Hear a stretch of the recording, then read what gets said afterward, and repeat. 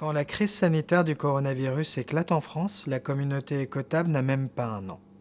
Et pourtant, ses chefs vont exprimer une solidarité inédite pour venir en soutien auprès des personnels soignants mobilisés en première ligne face à l'épidémie. Voilà comment tout a commencé.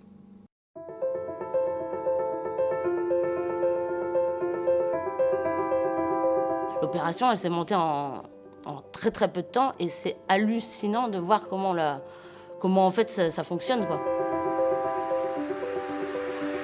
C'est parti d'un message qu'on a reçu d'un soignant qui appelait à l'aide parce que leur cantine avait fermé, qu'ils n'avaient plus à disposition de quoi se nourrir convenablement.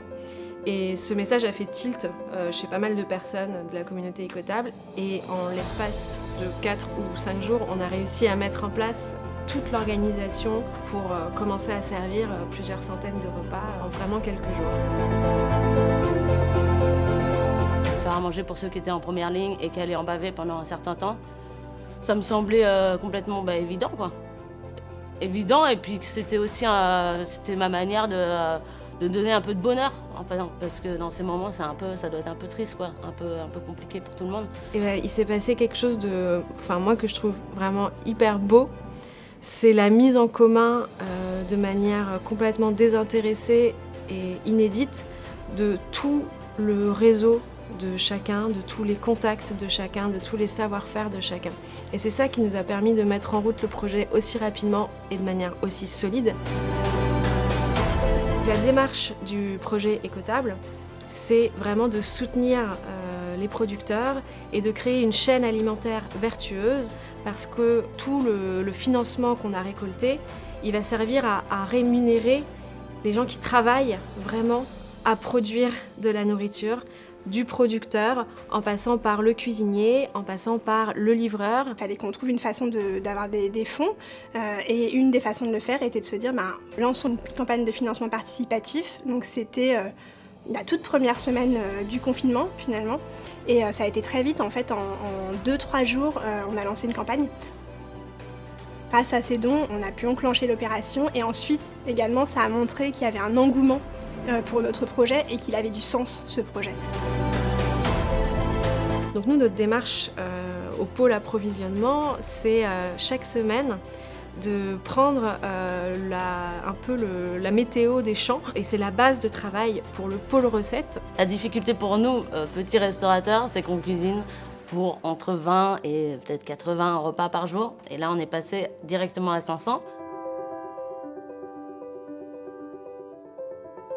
Et qu'est-ce que j'en retiens ? J'en retiens qu'il y a aussi également beaucoup de sens à faire des projets aujourd'hui pour une alimentation durable. D'avoir vécu une expérience d'urgence inédite et ouais, je pense que les liens, on ne le sait pas encore et on ne s'en rend pas encore compte, mais je pense qu'ils sont pérennes et très forts. Et qu'on chante et qu'on danse dans la cuisine. Aujourd'hui, on a montré avec le projet qu'en fait, on est capable de faire une restauration collective, durable, qui a du sens et qui est bonne, avec des repas de qualité. Donc on se pose la question derrière de comment est-ce que la communauté peut devenir un acteur sur ces enjeux-là. On défend des valeurs, qu'elles soient environnementales, sociétales, humaines. Et là, de se retrouver avec un bon noyau de gens à parler de ces sujets-là un peu plus sérieusement, oui, il y a un désir de faire quelque chose de durable et quelque chose en dehors d'une crise, quoi. La restauration collective, c'est restaurer le collectif, dans tous les sens du terme. Et restaurer le collectif, c'est les fondamentaux d'une société en bonne santé. On ne sait pas ce qui va se passer demain, mais en tout cas, à partir du moment où il y a ce besoin et cet appel à l'aide, pour moi, cet esprit de partage et de solidarité, il aura tout le temps lieu. Si la crise venait soit à être prolongée, soit à être renouvelée, on saurait directement où apporter notre aide et je pense que c'est le cas pour beaucoup de personnes. Le collectif, c'est c'est le carburant en fait de tout ce qu'on fait. C'est de rassembler des personnes, de pouvoir faire ensemble et de pouvoir déplacer des montagnes parce qu'on a cette énergie partagée. Moi, j'adore les trucs comme ça. J'aime beaucoup. Je saisis des opportunités quand elles sont là et Et j'apprends beaucoup comme ça, j'ai beaucoup appris comme ça et si c'est à refaire, je le referai. S'il faut faire autre chose, je le ferai aussi. J'aime bien ces défis.